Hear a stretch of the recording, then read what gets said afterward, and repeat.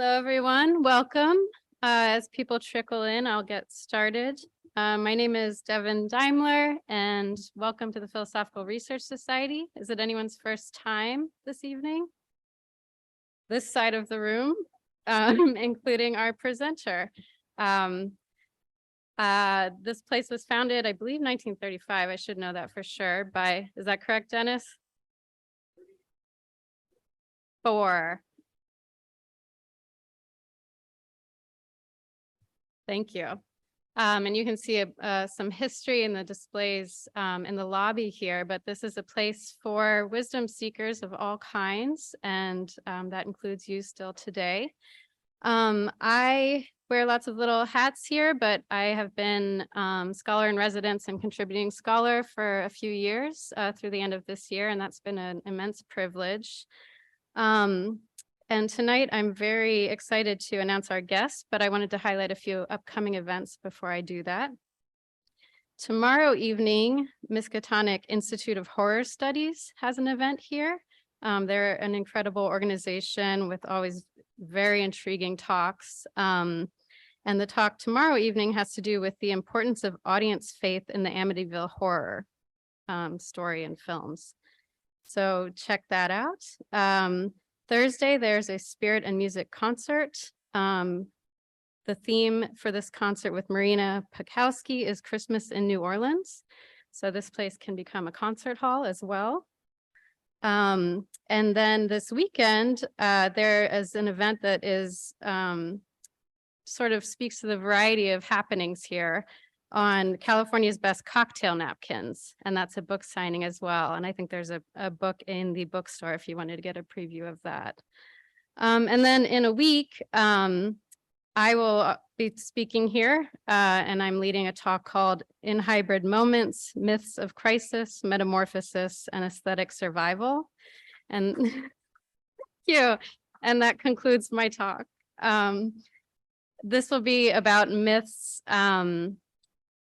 focusing on myths of feminine figures who change form in moments of crisis, especially sexual assault. And so I'll be looking at myths from Ovid's Metamorphosis and also from the more contemporary mythos of Twin Peaks. So if that interests you, please come out or zoom in.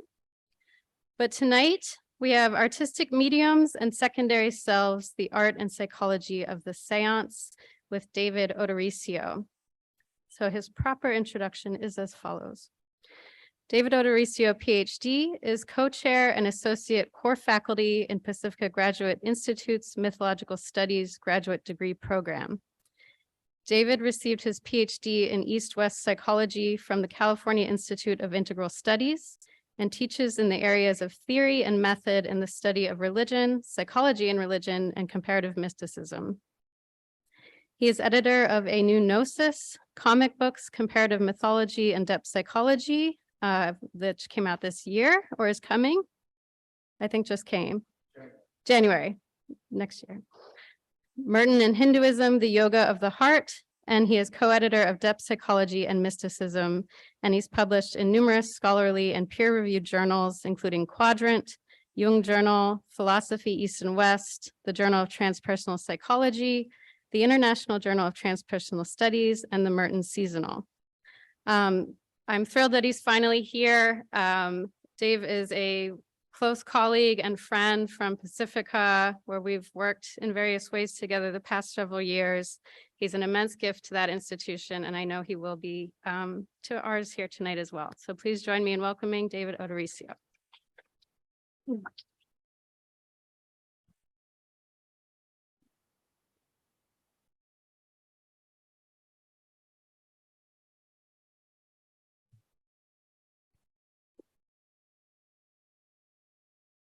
Devin, come on. Devin's the best.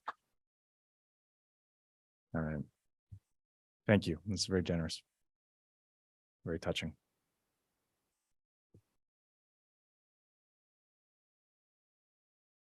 Is it a full moon yet? It's pretty close, right? Okay. So let's take a minute to pause. Take a minute to breathe together. Everybody's coming from somewhere. So the invitation is to, as the meditation instructors like to say, find your seat. Find a seat. Find your feet. And let's take a minute to just take a few breaths together. Let's take a deep breath in and exhale through the mouth. And let's do that together 2 more times.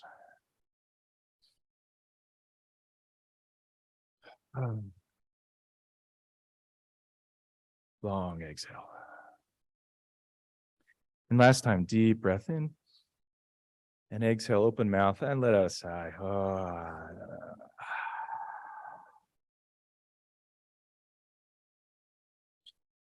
And we can find a seat, we can find our feet, but let's also take a minute to find our heart center in our heart. Just take a moment to connect with that heart space.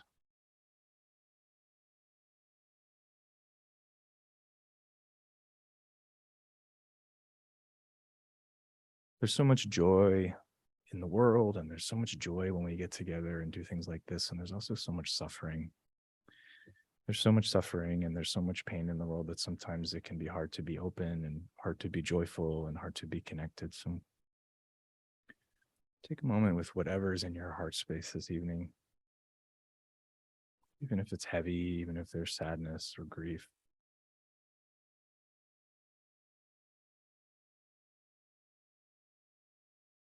And just take a minute to be with whatever is. Welcoming it in without judgment.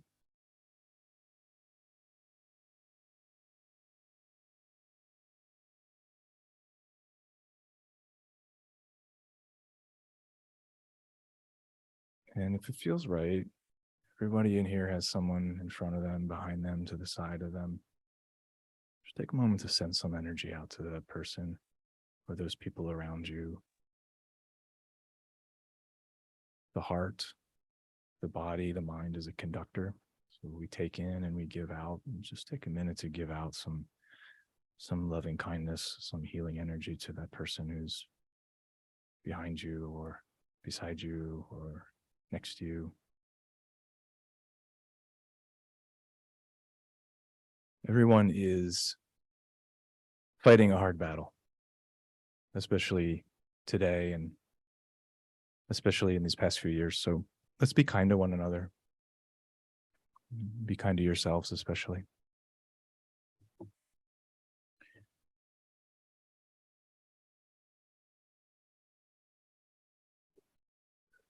Thank you for joining me in that. And let's have fun, because that's why we're here, because we're going to spend all night talking about and potentially talking to dead people. So, and if there's anything I know about the dead is that they have a sense of humor because they're often laughing at us. So if they can laugh at us, let's be sure to laugh at ourselves too. Okay. So thank you so much to the folks here at PRS. I'm really, really grateful. Devin was my introduction to PRS a number of years ago, even though this is actually my first time here. So I'm super grateful and happy and excited to be with you. Thank you also to Dennis and Kelly. It's been wonderful getting to know you and for this invitation, and the wonderful AV and tech staff and the people in the library and everybody that makes in the bookstore and everybody that makes PRS run so smoothly. Okay, so yeah, and buy some books and give them some money because they need a new roof. I think you know that. So let's help PRS get a new roof. Let's do it tonight. All right. Okay. There is a handout. I decided to go paperless. So shameless plug, there is a thing called academia.edu. It's like Facebook for nerds. If you've never heard of it. So I have an academia.edu page. It's just my name. And if you scroll down to the bottom, there's a handout that has a lot of the references, and there's like a little map. I like maps, and there's like an outline. And so feel free to find that if you're curious about the sources that I cite tonight. And I think the last thing, it's not the last thing, it's the first and the last and maybe the only thing that matters, is that I do want to acknowledge the dead. I want to acknowledge the spirits and the ancestors of this place, those who were here. People have been filling these seats for a long time before we have this evening. So let's also take a minute to acknowledge not just the founders, but every soul, every spirit that's sort of wafted or drifted in and out of this particular space and left their imprint, as well as the folks and the peoples that have been populating this extraordinarily holy land for a very, very long time. So I want to invoke and honor and respect the deceased this evening as well. Okay, so this talk is just a little bit over an hour, depending on how it goes and what the energy is like. I'll pause in the middle and we can have some conversation, some Q&A, whatever that looks like. I might call on someone in the audience to sing a song. Just kidding. That's a joke. That's a joke. That's an inside joke. I have some students here this evening. Yeah, maybe it's not a joke. Okay, maybe we'll have a song, but she'll invite everyone else to sing too, so be careful. All right, so what are we really doing tonight? This is my favorite definition that I came across recently of mediumship. So mediumship can be defined as communication with spirits. Being that we are all spirits, and also that we all communicate, we are all, in a sense, mediums. So everyone in this room is already and always a medium, because we're always communicating. We're communicating with one another verbally, and oftentimes, and more importantly, non-verbally and unconsciously. And unconscious communication, which, by the way, was Freud's definition of telepathy, is one of the main ways that folks at the turn of the century also claim to communicate with the dead. So that's going to be the world that we're hanging out or operating in this evening. It's mostly going to be the late 19th and early 20th century, that most spooky, haunted time. And then we'll see how a lot of that has brought us into today as well. Okay. And in the meantime, try to unconsciously communicate with the person next to you, and then you can do a test, and then they can ask them at the end if they guessed, whatever it was that you were thinking. Okay. So here's our overview in 3 parts. The first talk is going to be the first part of the talk is going to be a bit of a historical piece, very brief introduction to spiritualism as a historical movement, and then some of the theoretical research, the psychologists who psychologized and theorized many of these mostly female mediums, and came up with this notion of secondary selves. So that's the first thing we'll do. Then we're going to do a deep dive, particularly into C.G. Jung, Carl Jung, the Swiss psychiatrist. And we're going to look at the origins of Jungian depth psychology as it relates to or connects to psychical research, which was the psychology of the séance in many ways. And through that, we will uncover what I'm referring to here as the occult origins of the unconscious. And then in the final part, we're going to look at 3 artist mediums in particular, and look at their own channeled art, hence the sort of play of words, artistic mediums. Get it? Because like art mediums. Okay. Yeah. All right. Sometimes it takes some work to get there. Okay. And then we'll wrap it all up. Okay. Sound good? All right. So we begin, as most strange things began in this country, in what became called or known as the burned over district, upstate New York in the mid-19th century. Okay. Hydesville, New York, and the 3 sisters, Margaret, Kate, and Leah, which is where we will begin. The 2 young sisters, Kate and Margaret, who at this time were really young. We're talking I think 9, 10, 11, 12 young girls, attempted to communicate with a poltergeist in their home. So using a version of Morse code that they called alphabet raps. In other words, knock once. That was 3, but you know what I mean. Knock once for A, 2 for B, 3 for C. They found a very, very complicated sort of way to communicate with the ghost in their home, that they eventually learned, which of course was a murderer. What 12-year-old wouldn't have a murderer in their basement?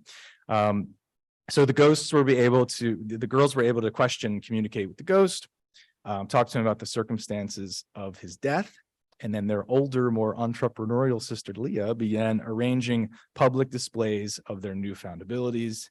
And lo and behold, a new American religious movement was born. Now, some of the socio-cultural context for spiritualism. Spiritualism can be interpreted as a kind of a popular form of grief counseling, right? Think about it, right? The context of the times. We're in a post-Civil War, mostly post-Civil War society.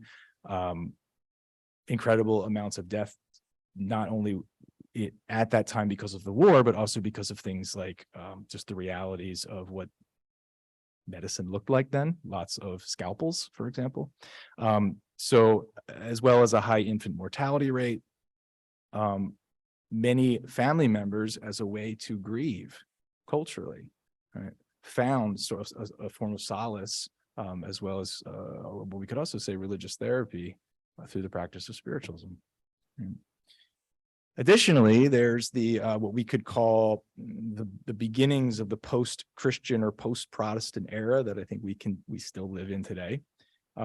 So I think this is true of many of the esoteric movements that arose out of the 19th and 20th centuries as a response to the real waning interest or lack of the ability of institutional Christianity to meet the needs of most or many people, which of course we're still experiencing today in a lot of ways, right? But what's amazing is that even after the sisters were debunked, which they were eventually, turns out that they were making it up. They could simply crack their knuckles and crack their toes very loudly, and that's how they were sort of throwing their voice to make the ghosts communicate with. I know, it's such a letdown.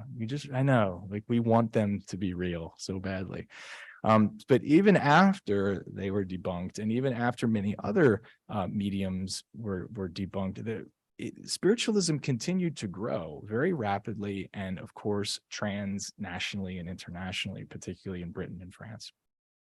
So not only that, but eventually spiritualism starts to commingle with the rise of theosophy, which is something that folks here are probably very familiar with.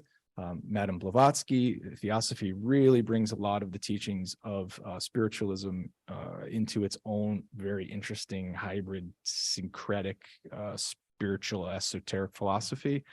So spiritualism and mediumship lives on through theosophy. But in all of this, the emphasis is always on what eventually becomes called secondary selves, right? Secondary or subliminal selves. And with the notion being that this other self, or the selves that exist in this other world, are superpowered. In other words, it's another part of myself, or it's an entity, or as we'll see, an archangel, or even a deceased artist like Rembrandt, who through my own subliminal abilities, I can make contact with this figure, and through this figure, I can achieve incredible, usually artistic or spiritual achievement. So what are we channeling? Right? If the human is the medium, or if the brush is the medium, what is it that is coming through, and where is it coming from? So those are some of the questions that we're gonna play with and move in and out of this evening. So before we move on, what are some characteristic secondary selves? Right?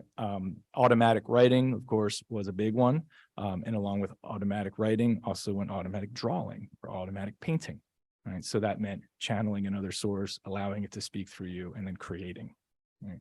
Of course, trance states, mediumships, the séance, as well as various hallucinations, past lives, auditory, and visionary experience. So in other words, a lot. What we would now refer to today as non-ordinary states of consciousness or altered states of consciousness. Spiritualism was a way to, in a somewhat disciplined way, make contact with this other world or this other realm. Right? Now, how did I get interested in this? In one of those strange, uncanny, disturbing twists of synchronicity and fate, around the time when I was doing, sometimes those of you that are professional researchers, or we get hooked by something and it like kind of takes us in and we don't know why, we go down the rabbit hole, we don't know where it's going.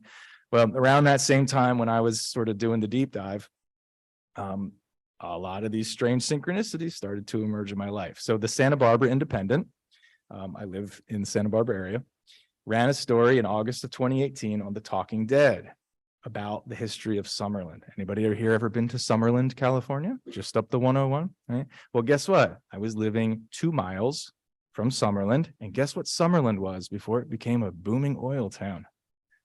It was the center of spiritualism, right? Literally right down the street from me. So Summerlin here in 1885, very spooky. Summerlin in 1885 was a spiritualist commune, right? So what else is that's like one thing. Okay. So anybody here ever watched the Legion series? It was on FX about the comic book character Legion. We got one in the back. So do you remember where Legion takes place part of the season, like their headquarters? It's in the Summerland. And what's the main character of Legion's name? Oh, it's David. Oh, and he's in love with a woman that he can't touch. And I was in a long distance relationship at the time. So it's like, it's stuff like that's spooky. It's weird. It's what Freud would call the uncanny, right? And it's real. And it's real. And these things constellate when we get into it and something is there for us. So we go with it and we see where it goes. And then you end up at PRS with all these wonderful people. So here's just some forms of early popular occulture. So these are one of the interesting things about something like spiritualism is we can look at it from the perspective of material culture and a certain kind of popular culture. So here are some very early kind of very tangible means, the planchette, also what later becomes the Ouija board, table turning, all sorts of fun things that happen with very material things that stretch the boundaries of the material and the immaterial. Right? That's one of the things that's so fun about this, is that we're really playing with this whole thing about matter and the limits of mind, right? Which I'm sure you're all familiar with here.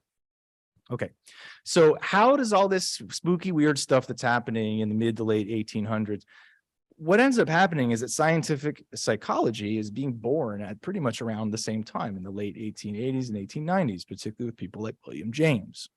So they become very interested in this phenomenon, and they start working with mediums and they start theorizing mediums. And a lot of this begins and orients in the late 1870s around at Cambridge with a gentleman named Henry Sidgwick. Here's Henry and Eleanor. He has one of those most wonderful turn of the century beards that are amazingly back in style in Los Angeles today. All he would need is a top knot and he would fit right in Los Feliz. So sorry. I live in Ojai. It's the same thing. We've got top knots and beards all over the place. Okay. So the Sidgwick group, which is a group of scholars who formed around Henry Sidgwick in the 1870s at Cambridge. One of them happens to be a gentleman named Frederic Myers, who we'll look at in a moment. So out of this interest in spiritualism and in mediumship, this sort of informal group, and then of course it becomes a little bit more formalized, and the Society for Psychical Research, essentially the Ghostbusters of the 19th century, forms in 1882. And as Jeff Kripal describes it, by the way, this book in the bookstore, probably in the library. Go buy it. Don't steal it from the library, buy it in the bookstore. Okay. So Kripal describes the Society for Psychical Research as a group of scientists, scholars, mediums, and spiritualists who got together to pursue experiments on psychical phenomena, right? So it's this very interesting, it's probably very, very similar to what we saw with the Ghostbusters. We have like the kind of nerdy Egon science types. We have the more charismatic, what's his name types. You know what I'm saying? So you've got all sort of walks of life coming together, orienting around this phenomenon of contact with an other world. And what does it mean? And is it quote unquote real? And if so, what does that tell us about what we think of as reality? All right, so they publish a number of very, very thick, dense volumes, which are probably in the library. Phantasms of the Living, The Survival of Human Personality Beyond Bodily Death, which is Frederic Myers' magnum opus, published posthumously. And then in 1885, an American branch starts with William James as its first president. Right? They still publish They still exist today. All right, check them out. Now, to go to the theory piece, right? The theory piece, because this is what I want to sort of underscore the presentation with.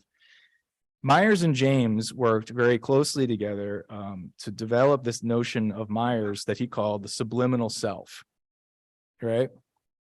Did I sound good?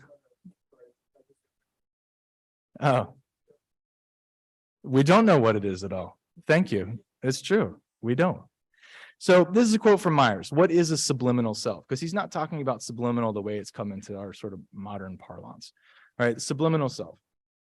I accord no primacy to my ordinary waking self, except that among my potential selves, this one has shown itself fittest to meet the needs of a common life.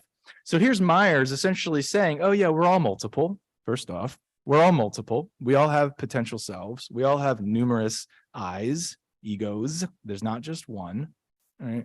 But among those potential selves, there's this one that we kind of mostly identify with, right? The ordinary waking self, the one that ties the shoes, the one that does the dishes, right? The ones that make sure I get to PRS on time for the lecture, right? There is this ordinary waking self, but that's not it, all right? And so James develops this, right? That we have not only this ordinary waking self, but we also have this potential subliminal self or subliminal selves, which at any time may make eruption into our life, right? In its lowest phase, it's only the depository of our forgotten memories. In other words, the Freudian unconscious, right? It's all of our wish fulfillments, our ultimate desires to, this is Freud, I should footnote, the Oedipal urges, to unite with the mother or the father, and then to eliminate the other parents. Which is obviously what Freud thought was the basis of the human psyche. James is saying, no, that might be like in its sort of most personal, like lowest phase, but in its highest, most transpersonal phase of the psyche, we don't know what it is at all. We don't really know what mind is. We certainly don't know what anything, they didn't yet come up with an idea of an unconscious that didn't exist yet. So this idea of a subliminal, which from the Latin literally means below the threshold, in other words, below the threshold of consciousness, we don't know the extent or the expanse of what that actually is, right? And then this leads to the grand quote from William James, Varieties of Religious Experience, one of the most quoted passages in the Varieties. Our normal waking consciousness is but one special type of consciousness. Right? That's the tying the shoes self. It's just one part of the mind. While all about it, parted from it by the filmiest of screens, there lie potential forms of consciousness entirely different. The question, how to regard them. We don't know what they are. Right? And it's important to not try to be too quick to claim or to theorize, right? Or to control, right? To allow it to be what it is. And this is what this earliest group of psychologists of the subliminal or psychologists of the unconscious, this is what they did. But notice the, let's call it the gender differential or disparity here. So three of the earliest, most influential psychological theorists, the first, Morton Prince, who was one of the earliest to come up with the notion of a multiple personality or multiple personality disorder. So he was a Boston-based psychiatrist. His dissociation of a personality worked with a medium named Sally Beecham. Theodore Flournoy, his extraordinary book, From India to the Planet Mars, was essentially a bestseller, but it was based on the fantasies or the visions of the medium Helene Smith.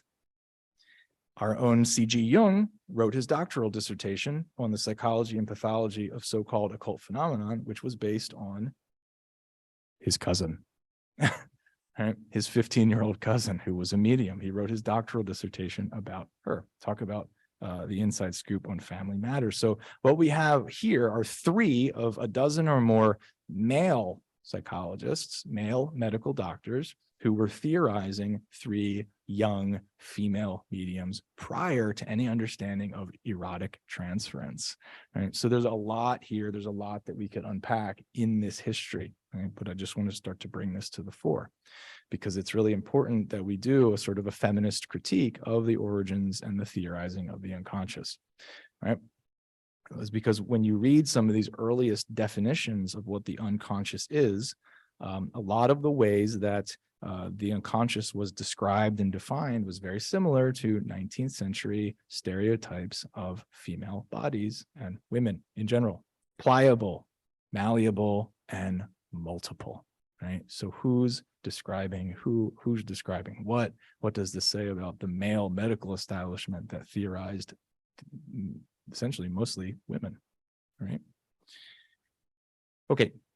Two more very, if not the most famous or infamous mediums of that time: Leonora Piper, who was William James's main subject matter. He worked with her for something like 20 years. And then, of course, Eusapia Palladino, who was one of the most famous mediums of the late 19th, early 20th century. And the British Society for Psychical Research worked with her extensively. And here's an image of her doing her work, and you can see all these stuffy male science homies trying to hold the table down, and sometimes they try to hold her feet down and try to essentially control and make sure that she wasn't cheating. But talk about using countertransference. She was constantly hitting on these men and crawling into their laps and essentially just trying to make them extremely uncomfortable all the time.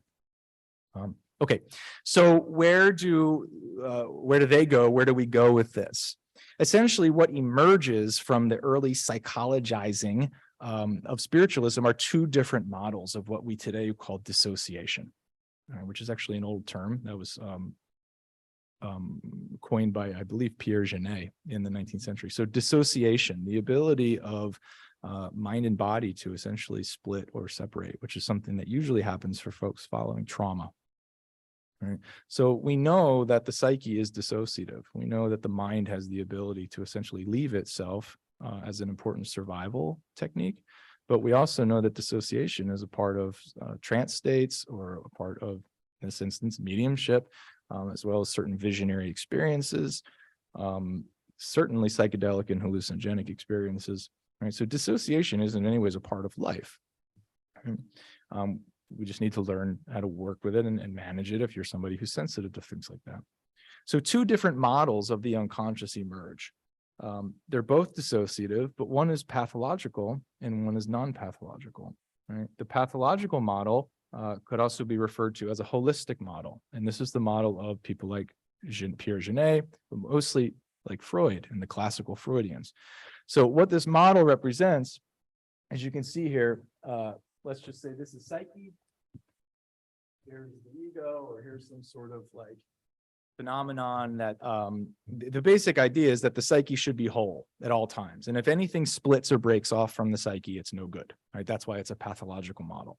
So the therapeutic model here is to strengthen the ego so that your ordinary, normal, waking self can tie your shoes and do your dishes, and you can be a solid, productive citizen. Okay, like that's good. Everybody needs to be able to do that. But life is a little more complex and dissociative than that. And sometimes other states do and sometimes should get in, for example, dream states. Right?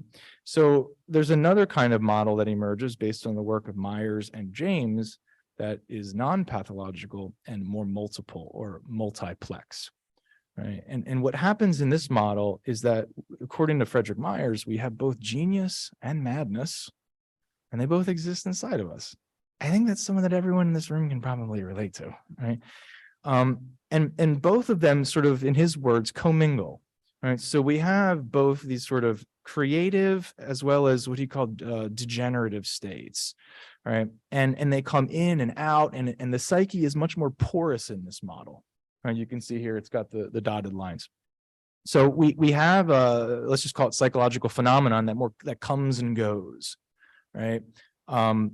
And this is what James was talking about, and with the subliminal, right? And what Myers is talking about with these other selves and their potentialities, right? Is that there's a porousness to the psyche that they move in and out and in and out. And sometimes these different states happen to be superpowered.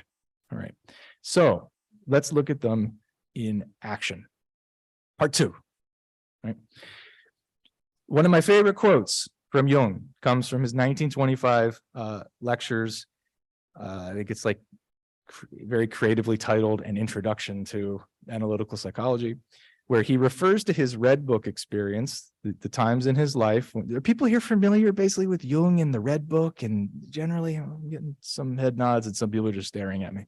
So Jung I'll get into the brief history in a minute, but Jung went through a period of what we could just call a creative psychosis for a number of years.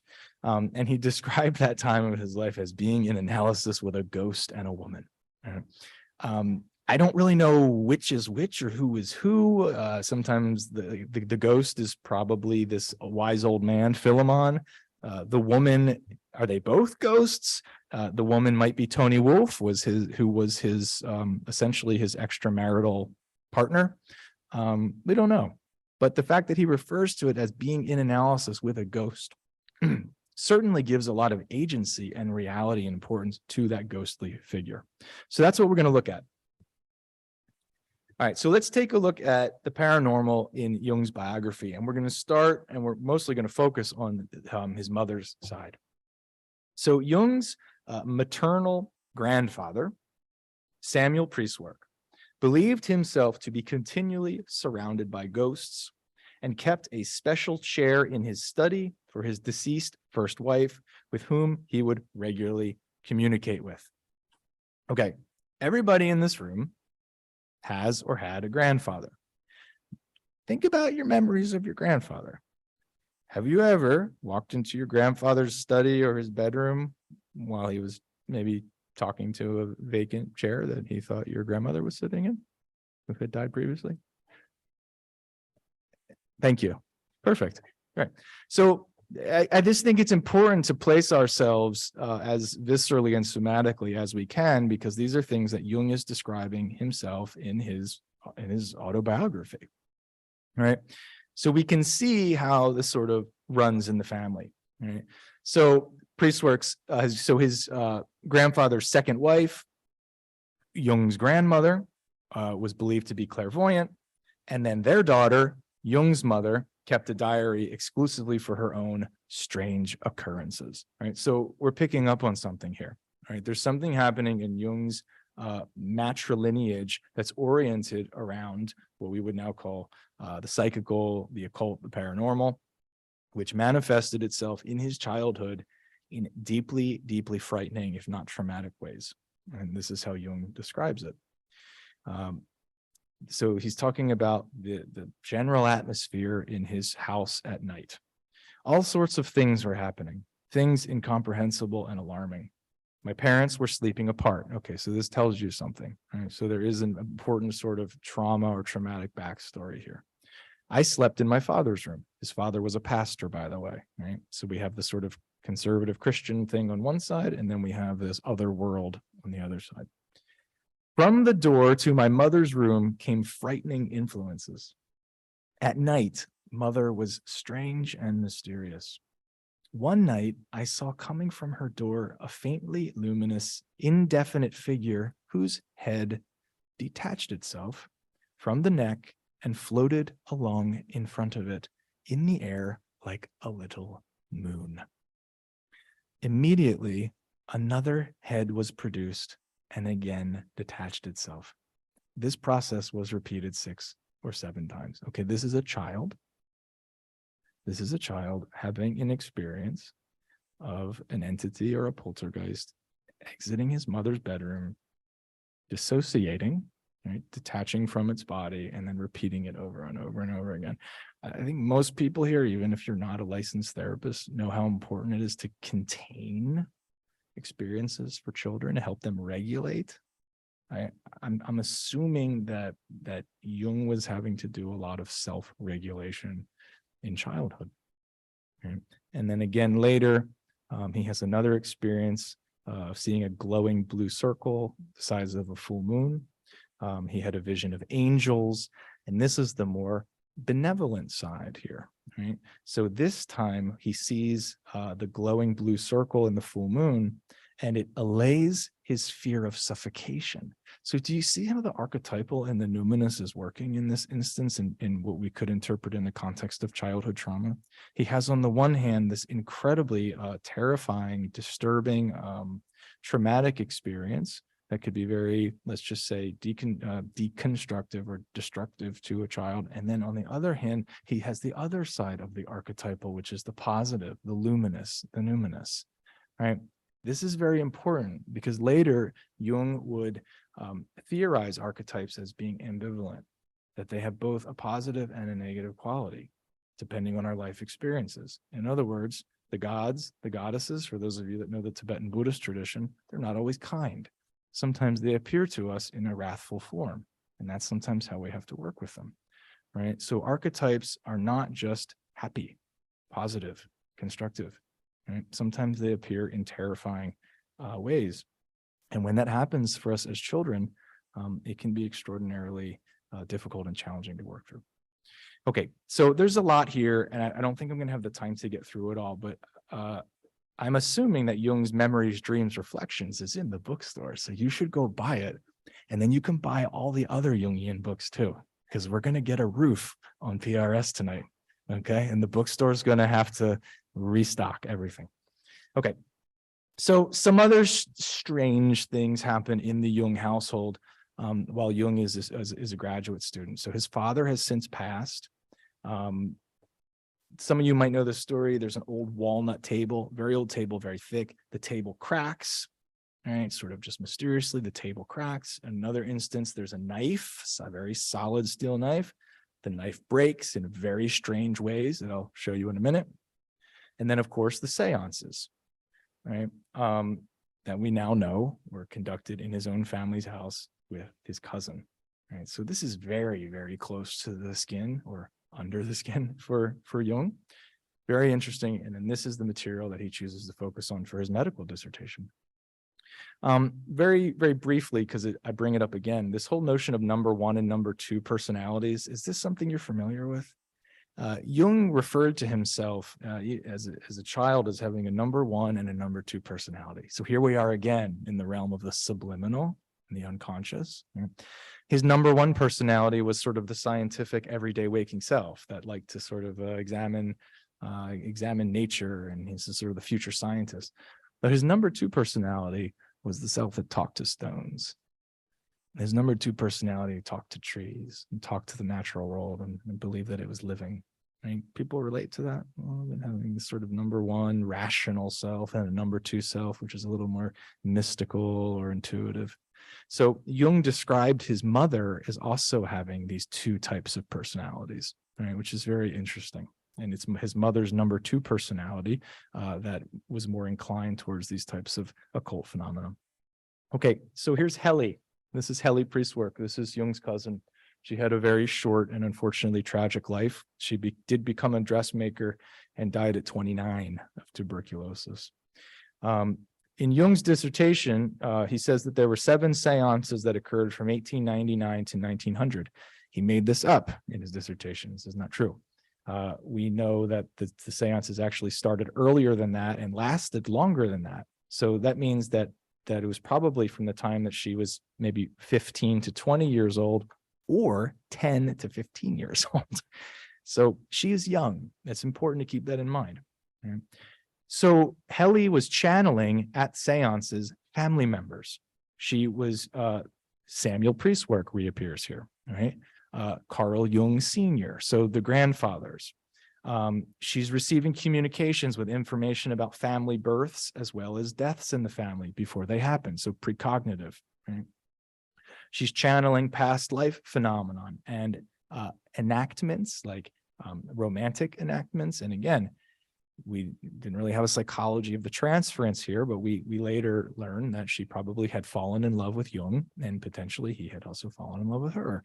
So there is another sort of erotic element here that, of course, plays into all of this. This is a quote from Helle in Jung's dissertation. She had firm belief that the spirits exist, which was beyond question. I see them before me. I can touch them. They must be real. Okay. All right, so here's an image of the knife. See how it broke? Anybody ever see a knife break like that? Yeah, so they still have this in the Jung family collection.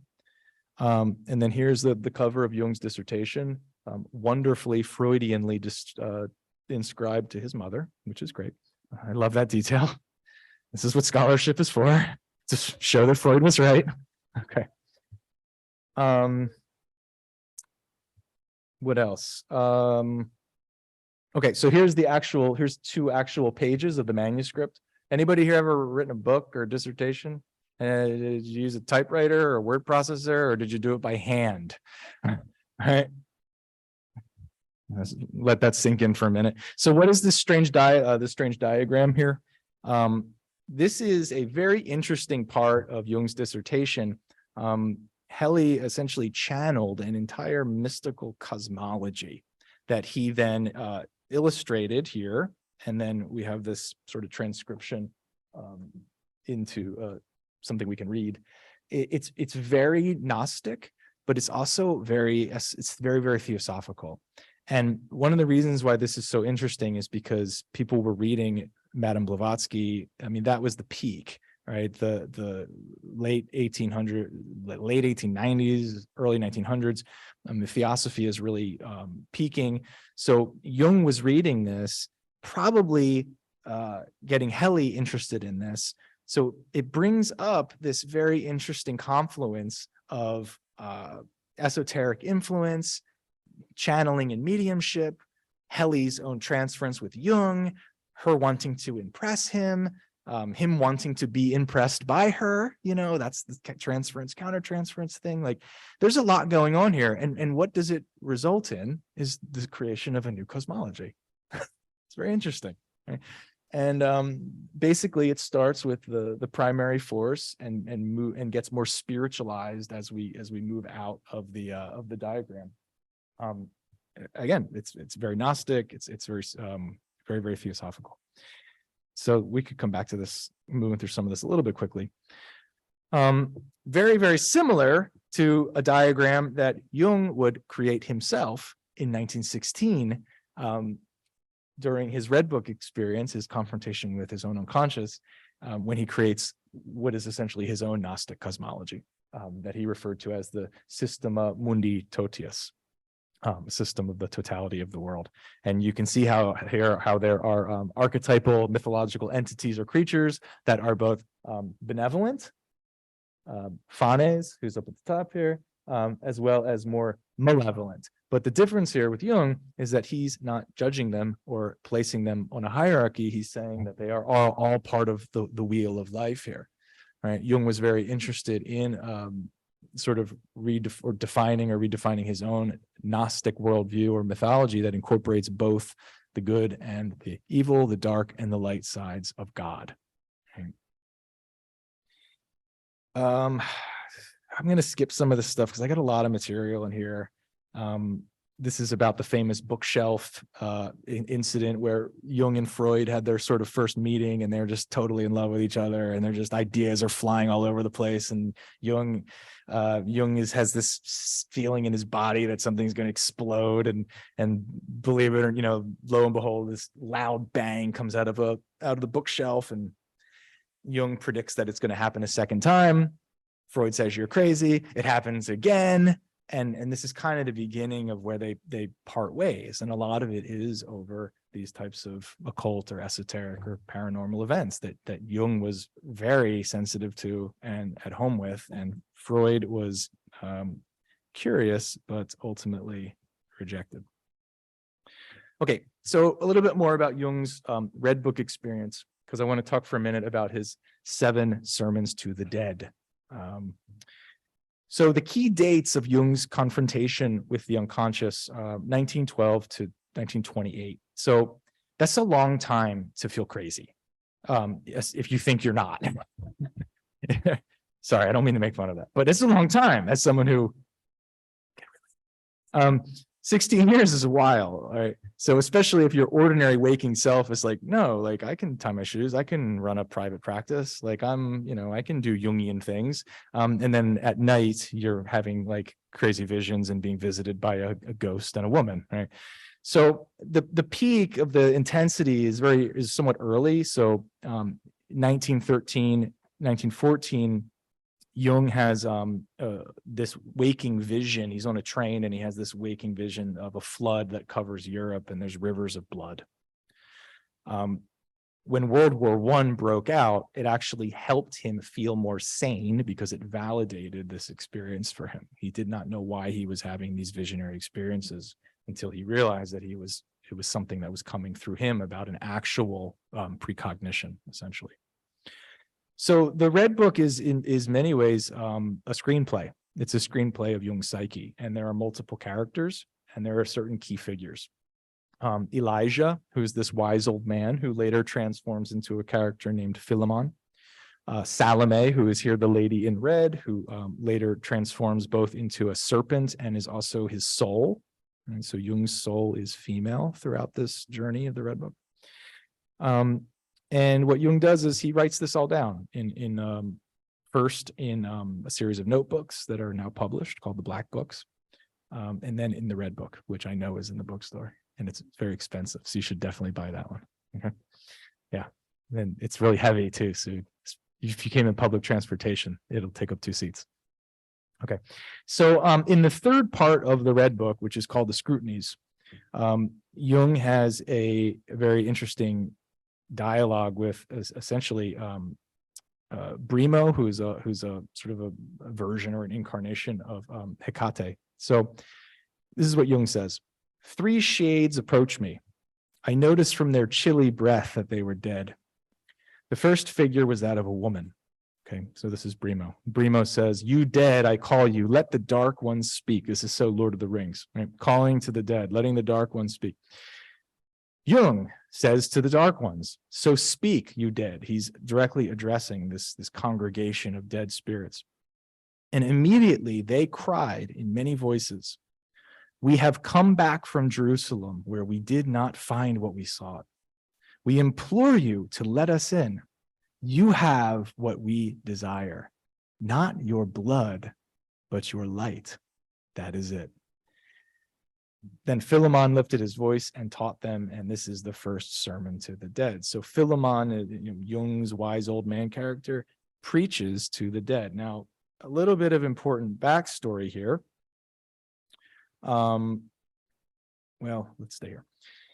A little bit of important backstory. I mentioned earlier, Jung's father was a Swiss Reformed minister. All right, so he's a Protestant pastor and preacher. Jung, in many ways, saw his own work as picking up what he thought was the failed relationship of his father to Christianity. His father went through a sort of painful loss of faith type experience. And Jung thought that Jung carried the burden of that on his own shoulders as a way to continue and transform the legacy of Christianity.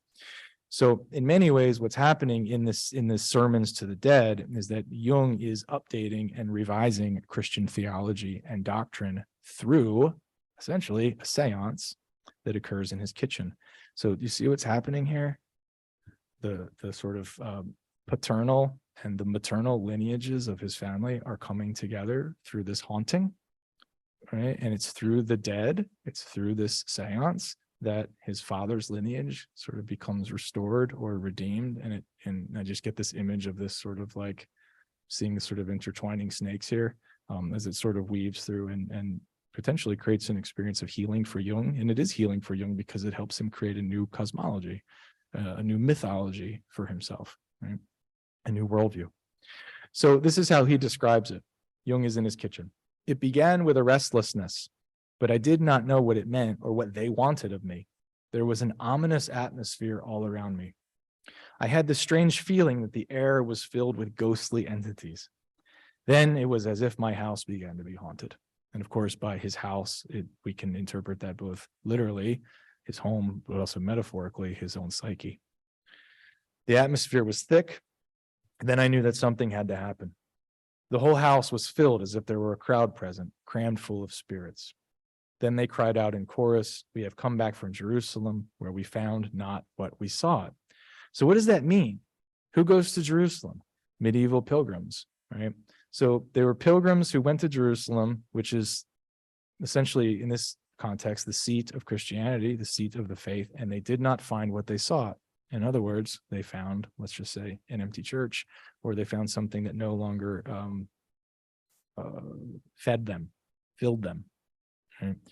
So they come back, and they come back where? They come back to Jung's house. teach us, Master Jung. And in this instance, it's Philemon. It's Jung's wise old man figure that teaches them, and he teaches them Gnostic teachings. Right? It's Gnostic teachings that they are taught. It's not traditional Christian doctrine. It's a different kind of alternative Christianity. It's a new God image or a new myth. Right? So the Christians, the dead are Christians. The dead are specifically Anabaptists, which are Jung's ancestors. The Anabaptists were the ones who became the Swiss Reformed. And then Jung's task is to educate them, right? To complete his father's unfinished task through the seance tools that he learns through his mother's family. It's pretty wild. It's pretty wild. Okay, so how does Jung theorize this? What does Jung do with all this? Well, he doesn't write too much after his Red Book experience about spiritualism or the paranormal. He becomes much more interested in revising and psychologizing Christian theology and dogma. He becomes very interested in yoga traditions and Eastern traditions. But he does write a few essays, and he writes this one very interesting essay that he wrote in 1920 and then revised again in 1948 when he was a much older man. And in the 1920 essay, he writes, spirits are complexes. Right? He reduces them. Spirits are complexes. Right? They're a psychological problem. They exist in the unconscious. Right? So this is a psychologically reductive move. But then later in 1948, in his revision, he writes, after collecting psychological experiences from many people in many countries for over 50 years, I no longer feel as certain as I did in 1919. To put it bluntly, I doubt whether an exclusively psychological approach can do justice to the phenomenon in question. So here's Jung late in life saying that, you know what, we might have reached the limits of psychology. We might have reached the limits of what we can really know or think we can know here. And psychological methods certainly aren't going to answer the question of the dead. Right. So we're back to the world of William James. How to regard them is the question. Right. And then to the 21st century, notions of the non-locality of consciousness, the reality. There's a wonderful book that I saw in the library here called Irreducible Mind, which came out of Esalen. Esalen's Sursem.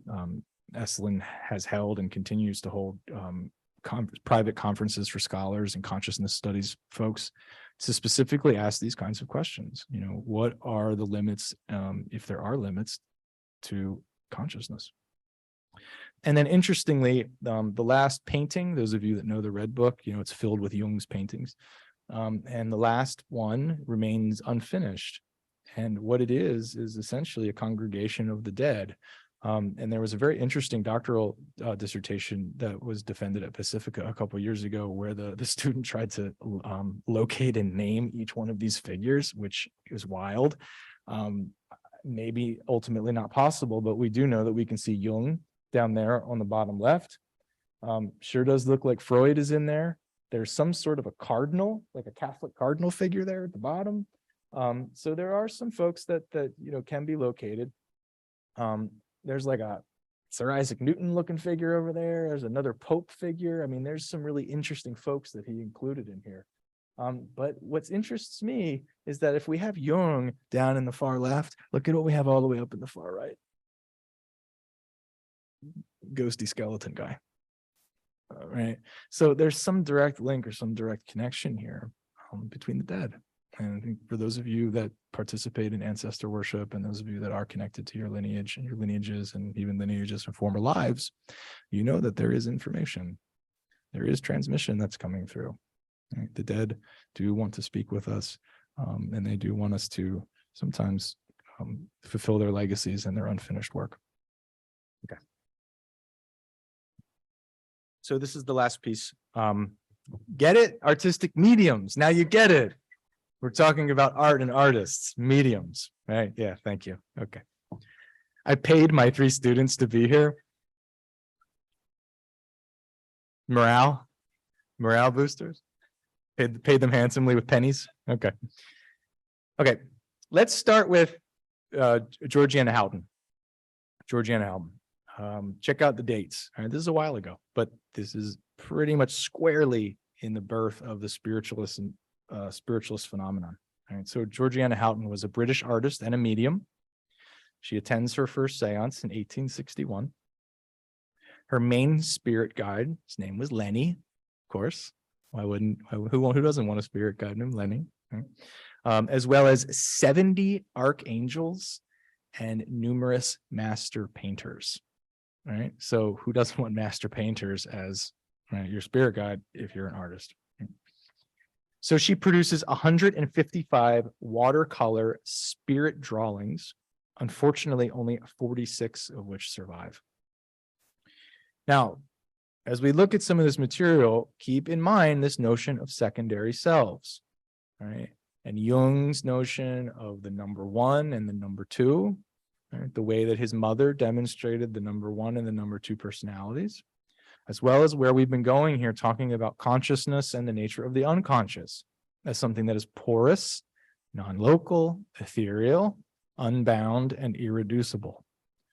All right, so I want to play with this idea of consciousness on canvas. Right? How do we attempt to materialize through art what in many ways is often immaterial? Right? And spirit drawings or spirit art becomes one way to do that. Has Houghton herself viewed her own artwork as direct evidence for the realm of spirits, as well as the possibility of communicating with them. So this is the medium. Right? The art itself becomes the medium for channeling the other world. Right?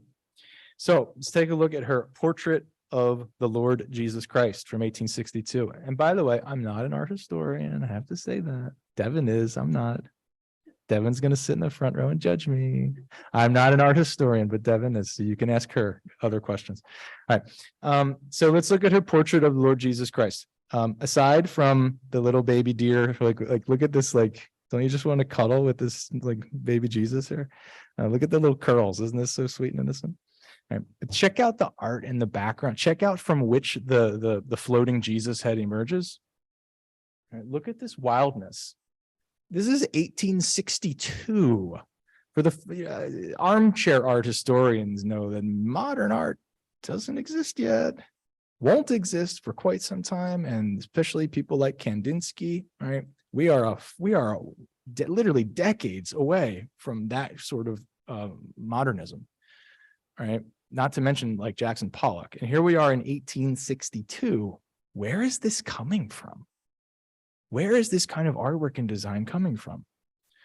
Well, apparently it's drawn through the hand of Georgiana by the Lord's loving servant and companion while upon the earth, Luke, one of the evangelists, right? So this was essentially the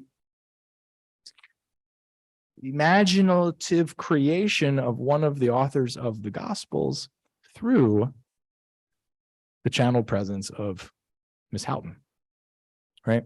And this text, by the way, is written on the verso side of the artwork. So that's one of the really interesting things about her, is that on the back of her paintings, on the back of her canvases, she often inscribed who was doing the work through her, right? And we'll see some other examples of that. But I want to focus for now on the style, because it's so unique. Right? Again, this is 1862. This is called The Flower of Samuel Warren here on your left.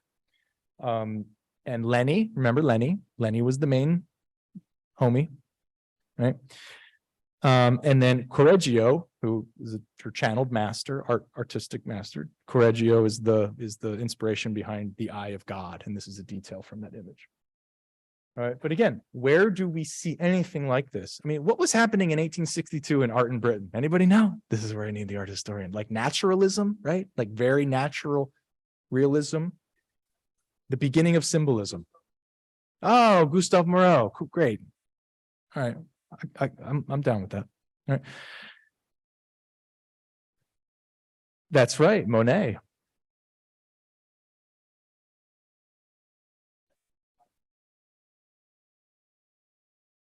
Yeah, interesting. Thank you. Great. So we've got Impressionism, we've got Moreau, who is a wild dude. But this is another level. All right, this is another level. this is speaking of Moreau, actually, this is a very Moreau-ish. So check out the verso of the spiritual crown of Annie Mary Howard Watts, who was a friend and colleague of Georgiana Houghton's. So on the verso, you can see this whole list here. It's sort of a lineage genealogy executed through the mediumship of Georgiana Houghton, who's referred to as the sacred symbolist, which is a wonderful title. Ezimir, the archangel, known as the searcher. Gliovus, archangel, the clear seer. Minax, the joyous. Lonatar, the peaceful. And the list goes on and on. So these are all the archangels who she channeled through the creation of this work. What is this woman tapped into? Where does this come from? Right? Those of you that are artists know that there is an other world. We like to personify usually as a lady and call her the muse, but like, what is this other world? What is this other world? Particularly when it's creating such novel works of art. The other thing that I think of when I see this, particularly because she has a thing with eyes. So here's another, the Eye of the Lord from 1870, which when I see eyes, I not only do I think of, what is the line from the Hebrew scriptures about angels being all eyes, but I also think about certain indigenous, Aboriginal art, but also if you know the work of Pablo Amaringo, the Peruvian visionary ayahuasca artist. I mean, the eyes and the way that the eyes appear in the cosmos, in the galaxy, particularly through snakes and serpent figures. I mean, very, very interesting cross-cultural similarities here as well, outside of Europe. So it's just very interesting, going back to this idea of consciousness on canvas, like what is coming through here? What is being portrayed? So in 1871, she puts together her own show in London.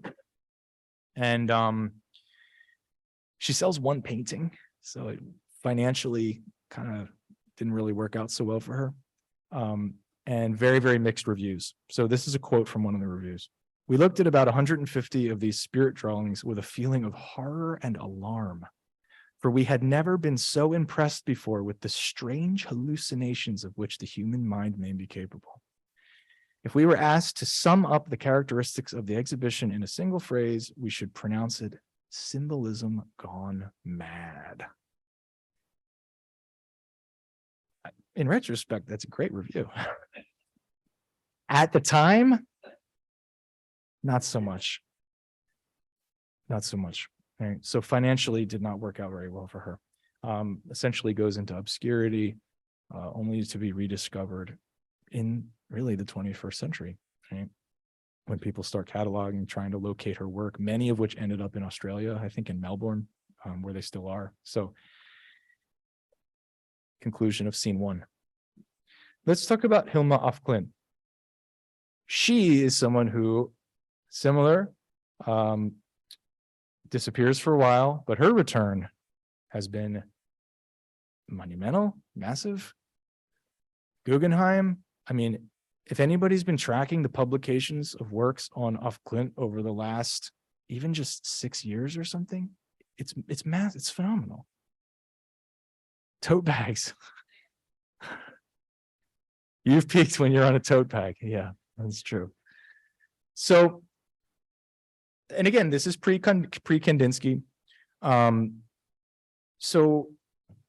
What do I want to say about af Klint? Yeah, so she's exploded in the news, in media, in museums. Her works of art are now everywhere, right? Wild. 100 plus years later, after she created them. So among the first abstract art, af Klint belonged to a group called the Five, which was a circle of women who shared belief in the importance of trying to make contact with what they called high masters. The high not what you're thinking, cannabis friend. The high masters.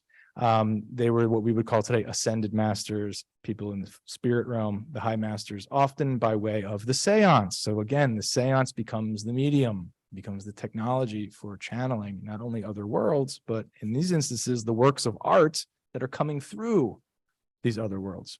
All right.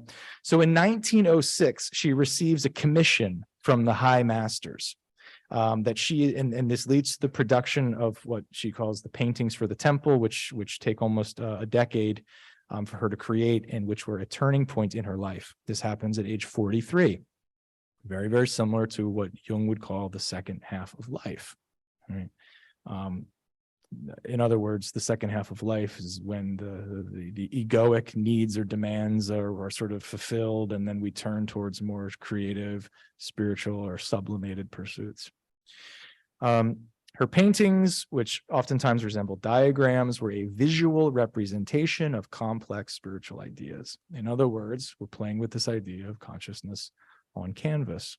Right? She had definite moments or instances of precognition, particularly prior again to World War I. So her and Jung, although contemporaries, did not know one another, or at least never referenced meeting one another, right? And had very, very similar orientations, and as we'll see, kind of stylistically some strange synchronicities as well. And that's what we're going to look at here in a minute. So here's an altar that the five would use during their seances. Most of the material that I'm basing this on is from this wonderful book, World Receivers, which I highly recommend. And it features all three of the artists that we're looking at tonight. And then also, you know you're a big deal when people start publishing not just your notebooks, but your sketchbooks. I mean, almost any piece of paper that Klint doodled on is now available to purchase on Amazon. It's really wild. And now they're publishing them in these really interesting facsimile editions. So you can actually buy the notebook sort of, very interesting. So here's the five listed here. And then here's the names of the high masters. What's very interesting about the high masters is that the origins, they claimed that the origins of the high masters was Tibet. Now, for those of you that are the theosophy folks here, you know that Tibet was sort of the mystical high holy land, and the origins of a lot of esoteric or hidden knowledge. And the Europeans at the turn of the century were just having sort of a fantastic field day with what a certain scholar would call Orientalism, right? This the ways in which Western European folks tend to romanticize the mystic East. So there's a lot of that going on here, right? A lot of that going on here. All right, this is what the sketchbooks would look like, or some pages in the sketchbooks look like. These are the channeled drawings. Channeled drawings. You can see there's some sort of letters here, diagrams. But one of the things that's most interesting, particularly this image here on the right, all right, this is from 1898, is you can see that there are certain emergent patterns that are happening here. You can see it almost appearing like it's, again, to use the Tibetan Buddhist terminology that Jung would so come to love, a mandala. All right, so here I have side by side, here's an automatic drawing created by the five. Here's a mandala that Jung sketched 1917, right? What do we do with this type of comparative material when we see something that is almost essentially identical, at least in form, right? Created by two different people, two different countries, almost the same time, right? But certainly not the only ones. What does this say about the nature of the psyche? What does this say about the nature of the unconscious? And we know what Jung did with this. Jung formulated his notion of a collective unconscious. Jung came up with a very highly sophisticated psychology of the mandala. Right? And Jung's notion was that his patients would draw these types of symmetrical images when they were in some sort of psychological crisis. Right? It was a way to create a sense of wholeness. And then, of course, the challenging piece is that he then psychologized other traditions and sort of overlaid that theory onto, for example, Tibetan Buddhist mandalas. But there's something to it. There's something to it because we see the regularity in which these images are performed and achieved. Right, so this is Klint again in her paintings for the temple. We can see the emergence of the sort of, we can call it a mandala, we can call it certain symbolism of wholeness. That's the language Jung would use, but also these very interesting symbols and characters and letters.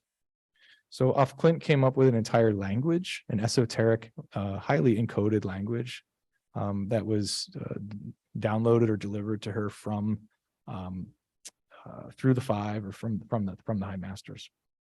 And then she has notebooks upon notebooks to decode and decipher this language. It's fascinating. Absolutely. It's like a language of the angels, essentially. Very interesting. Here's Jung again.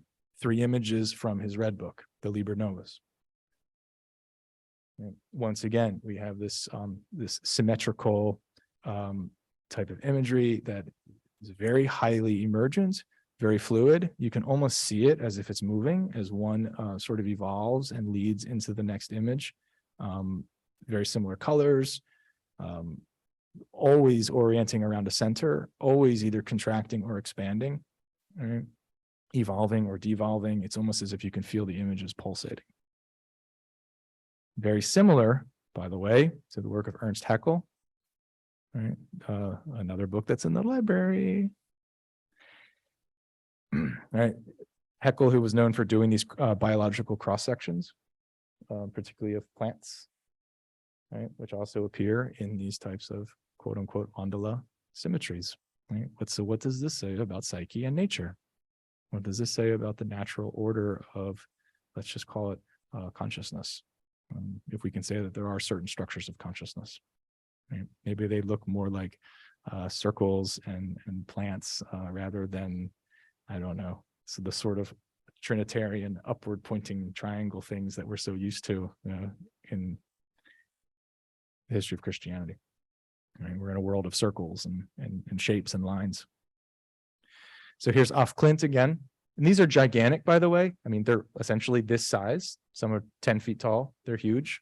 Some of these paintings were ones that were exhibited at the Guggenheim a couple years ago. All right, extraordinary. Extraordinary. And remember we were talking about models of consciousness, and I showed you the diagram of the pathological and the non-pathological, and here we have at the bottom her sort of self-made Venn diagram and the ways that these sort of different holisms bleed and the porousness and the way that they interpenetrate one another. It's really extraordinary. Completely psychedelic, especially if you imagine them moving. Like I love to think about them rising like bubbles and sort of evaporating. It's extraordinary work. And then here's Jung. All right, similar. Look at the evolution, right? The above and the below, the unifying symbol in between, in the waters of the unconscious, the way that there's an emergence, almost like a sort of like a pop and then an opening out, and then you can see how they expand in opposite directions with these roots, almost like a tree that's growing diagonally. Really incredible. So just a few more comparisons. This is one more on form, but it's interesting. It's similar. You know, this is sort of Jung's Kundalini serpent energy opening up, giving birth to a tree of life. Right? The eros, the energies of the depths, exploding and giving birth to the life principle. And then off Klint's altarpiece here on the left.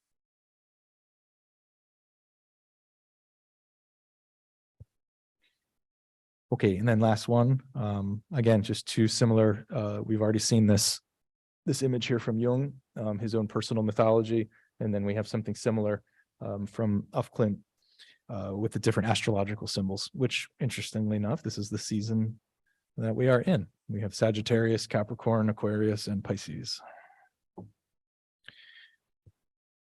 Okay, so time is running out. But I do want to at least introduce you to this very important woman in the history of Jungian psychology, Christiana Morgan, who was an American who came to study with Jung in Zurich as a young woman. And she was very, very adept at active imagination. So she had a skill and a penchant for active imagination visualizations. So she ends up going on this. So Jung teaches her the technique, which interestingly he referred to as trancing. And she produces over 100 visions that Jung later did an entire 4-year seminar on, right? That you can buy. Maybe it's probably in the library, probably not in the bookstore. It's called The Interpretation of Visions. Fascinating, fascinating. All right, so let's look at a few of these images. So very, very interesting because the style is so, it's very similar to Jung's own style that we see in the Red Book. It's these very like very simple, but also, I don't know how to describe this. I don't want to say cartoonish, but they're very interesting in their style.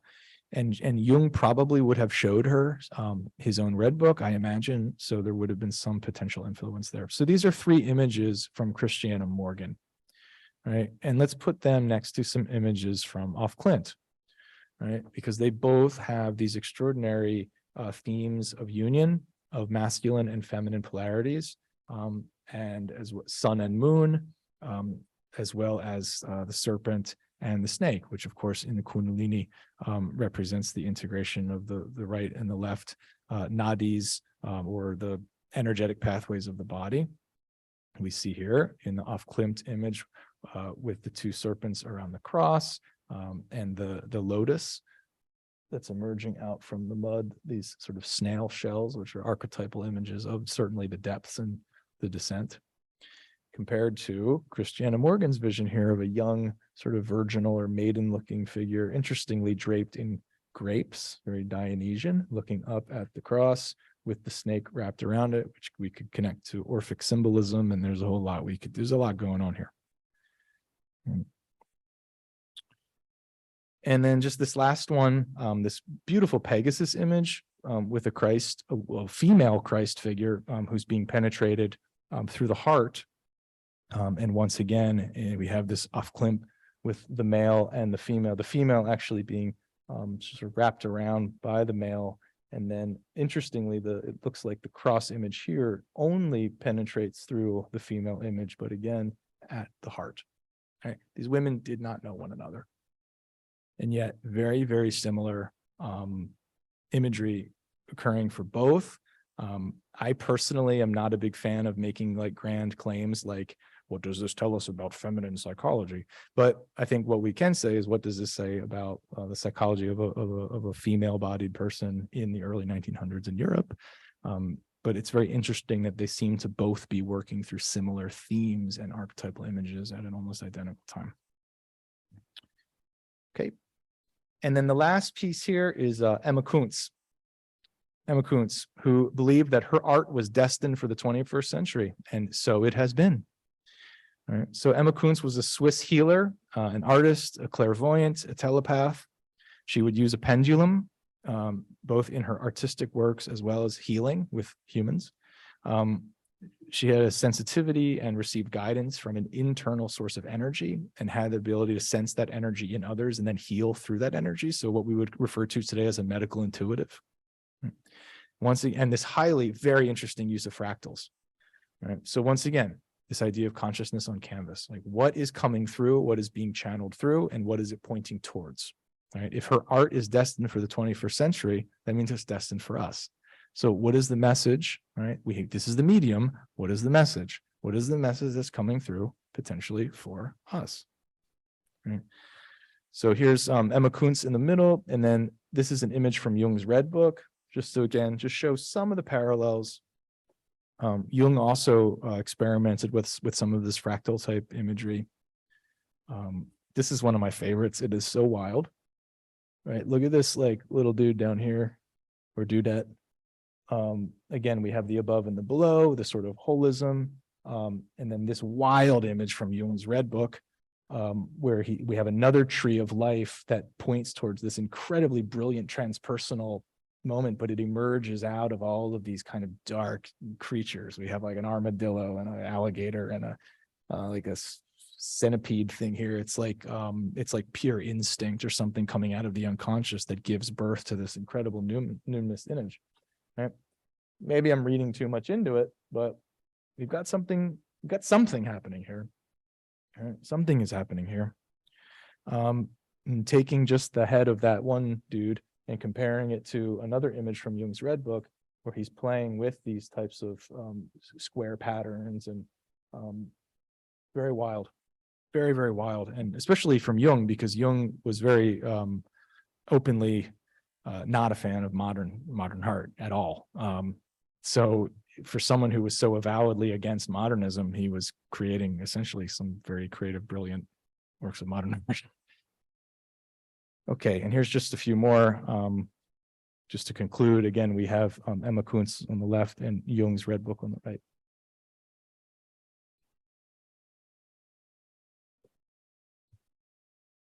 Okay, so to bring it into the now, I thought I was done with all this stuff. I was exhausted of feeling like the dead wanted things of me.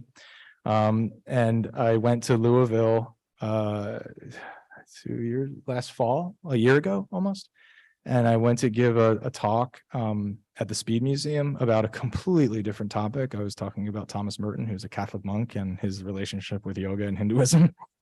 And the ride, whatever, drops me off out front. And what is the main exhibit at the museum? Supernatural America. The paranormal in American art.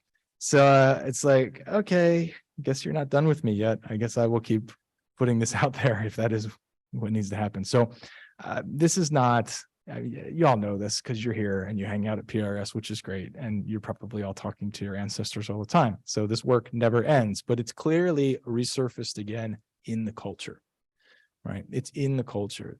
We have just gone through a tremendous period of death and dying as a nation, not to actually face it in a way that we really haven't in a long time. And I think the mourning, and people were not able to mourn because people were not able to attend funerals and services because of COVID. So I think for the first time in a cultural way, Americans had to really face the reality of mourning, and that mourning is actually a human need. Right? And I think that part of this work and part of this eruption of interest in the paranormal is part of the cultural need and ability to mourn. Very similar to what we saw after the Civil War, right? And the First World War. I'm not psychologizing it. I'm not reducing it. I'm saying that it's actually a human need, right? That we need to be able to connect to the ancestors. And when things don't come out sort of through the mainstream culture, they oftentimes come out on the fringe, right? So we see them in comic books and films and movies and sci-fi and pop culture and art. So this is the conclusion. All right, I want to go back to these models of mind because this is where we started, and this is kind of like where I'm going with all this. Right. This is an article that Bay Area psychoanalyst Elizabeth Mayer published in 2007, where she talked about this notion of boundaried versus radically connected minds. And that's really where I want to go with this. I think we've had for a long time, we've had a psychology of boundaries. Everyone here has probably done a workshop recently somewhere, like Esalen, on boundaries. How do we create boundaries? Right? That's very important. But we tend to be in a culture that's been somewhat obsessed with boundaries, you know, and then when you have hyper boundaried culture, it leads to a lot of othering, right? But I think what's emerging more organically, particularly in spaces like this, is really the radical connection and the porousness of the psyche. Right? And we're seeing that happen in our art, in our entertainment, in our film. In a different version of this PowerPoint, of this presentation, I have a whole list of all of the TV shows and films and Netflix and stuff that's come out where the main character has not superhero genre, but where the main character has superpowers, usually telepathy. Right, it's happening everywhere. Someone gets hit by a car or gets struck by in film, I mean, or in Netflix stuff, like gets hit by well, it's also happening in whatever. You know what I'm saying?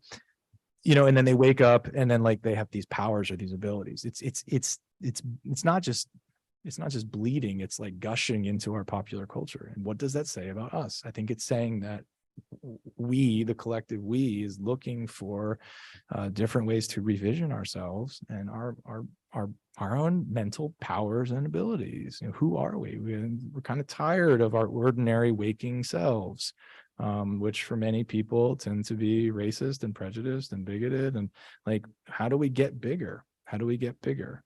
Right? It's by recognizing that we are non-porous, non-local beings that are radically connected not only to ourselves and to the ghosts and to the ancestors, but to our environment, to animals, to the non-human, to the more than human world. We are radically connected beings. All right. And that's really ultimately what I want to underscore, where I want to go with all this, you know, is that it's through these mediums, right? Both the female-bodied mediums as well as their artwork.